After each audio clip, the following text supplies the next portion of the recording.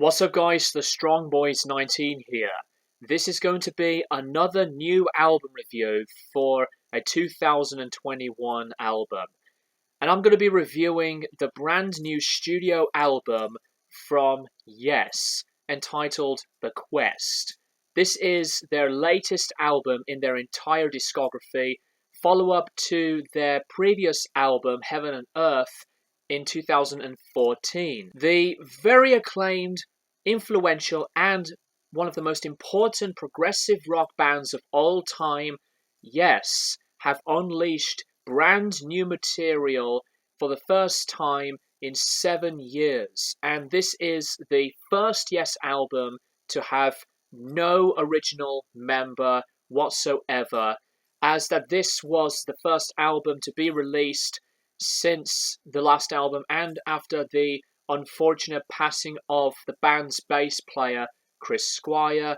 This was released through Inside Out, and Steve Howe was doing most of the production ability for this album. Now, I do love Yes, and Yes have been one of my favorite bands of all time in progressive rock, and I've seen Yes twice. The first time with Squire and the second time without Squire, and I thought the band were just absolutely magical and fantastic. And their discography has been one of my personal favourites, including releasing some of the greatest albums of all time in progressive rock, like Close to the Edge, a seminal progressive rock gem, to another few albums that I absolutely love as much as that album, like Relayer, to the very controversial double album Tales from Topographic Oceans. And then the band, after going through different lineup changes into the transitional period where they went into the more of a pop, new wavy, commercialized sound with albums like 90125 to Big Generator, etc. They were exploring a lot of the immersions and diversities into the band's sound. And personally, after the album of one of my favorite Yes albums, Magnification, the last album to have John Anderson before he was out of the band after that was starting to derail for me, and I was not a fan of some of the later albums post the John Anderson era. Now, I don't love Yes just because of John Anderson. I really like quite a lot of the albums that were underrated, like Union, To the Ladder, and even Drama, which is one of my favorite Yes albums.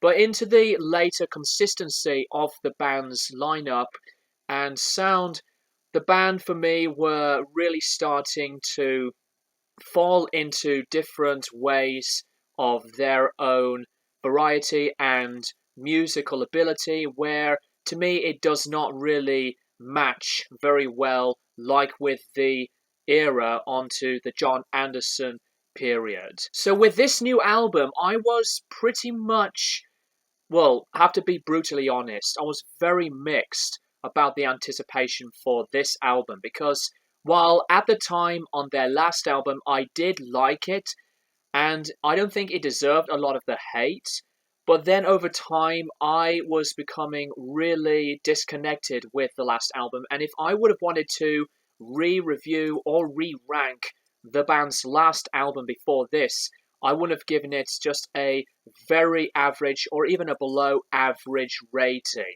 And that album, to me, is overhated and not as bad as, to me, one of the weakest Yes albums, being albums like Open Your Eyes or Talk, as my personal opinions with those albums were really, really dismissive and very much critical. So with this album, The Quest, does it really follow up the last album as consistently? Well, I'll have to say, after looking at some of the information on the making of this album, that Steve Howe, the band's guitarist, did say that this was on a much more of a focused approach of an album, and we get to hear 2 tracks being the first 2 songs on this album when the album was released eventually, of The Ice Bridge and Dare to Know. I'll have to say, by releasing this album by 2 discs is a very dumb idea because the maximum amount of minutes on a single disc is 80 minutes. And I have no idea why Inside Out and the band did agree to release the second disc with only 3 tracks, which is 13 minutes. I just wish that Yes could have released the album on a single album. But anyways, let's go into the tracks. The first track and single of the album, The Ice Bridge, a very bright synthesizer introduction with clean guitars, and I was hearing some occasional sounds on orchestrations and different melody as the track moves. Some of the riffs were pretty heavy on this one. Does remind me and reflect on a bit of like a drama-ish kind of vein, and I personally think while the lyricism deals onto the climate change, was a really moody and, if not more of the darker essence of an opening track for Yes. A minor key driven track with a decent amount of pacing and onto the addressing political side of the lyrics. A very repetitive instrumental last half while the soloing between the keyboards and the guitar leads were going on. But I think it was a pretty dynamic number to start the album off. The second track on the record of Dare to Know, this is to me more onto the mid-tempo, slower pace made progression that as a song for me does not really follow very, very well. Some clean guitars that were switching into some other occasional sounds on brass sections that made me think on a bit of like a magnification kind of approach. While it is a bit of a different sound, that it at the same time makes me think of Topographic Oceans for just a very brief few amount of seconds. It's not a very well arranged number, as there were a lot of these short passages that were trying to match together, but in my opinion, it's not as well inspired, and to me, it's feeling directionless. Though it does contain wonderful vocal harmonies, and the tone was pretty good, but as a song, it's not one of the best tracks in the whole completion of its writing. The third track on the record, Minus the Man, was lyrically more onto the consciousness about the state of technology. A brief beginning onto some background keyboards, sustaining lead guitar, and some more on the consistent bass lines as well. This is more onto a calmer, more of the melodic sense of vocal performances, and popping in some more of the orchestrations. There's a lot of the high falsetto, which does work, especially onto the chorus sections. This is more onto the balladry type of style of music.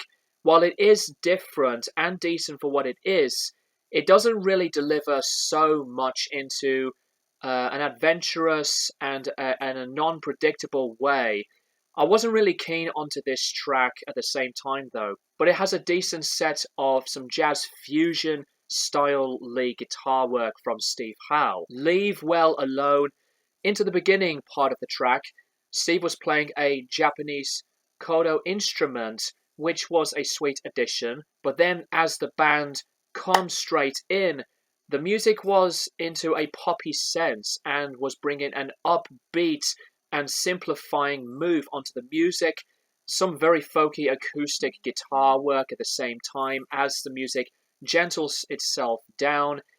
But I think being the longest track on this album was very inconsistent, and it was lacking some of the diversion and complexity. There was barely a catchy mark and a hook that was trying to have a form of identity on itself, and to me it was just more onto a less accepting and was pretty much an underwhelming set of musical arrangements. The next track, The Western Edge, this is a similar vein onto like a Topographic Oceans meets Magnification type of beginning.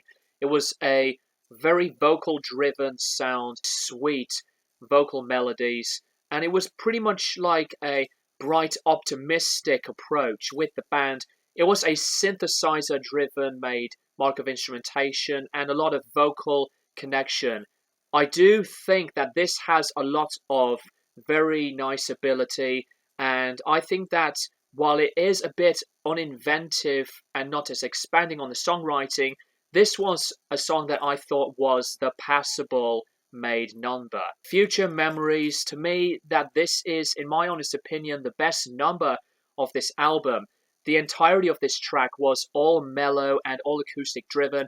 John's vocals sounded very, very nice, and its pacing was matching so well. Sustained warm guitar notes and multi-tracked vocals as the acoustic was continuing on into its own sweet wonders. This was another song that I find to be more onto a delicate performance that was arguably, in my eyes, the most focused as I was diving into it.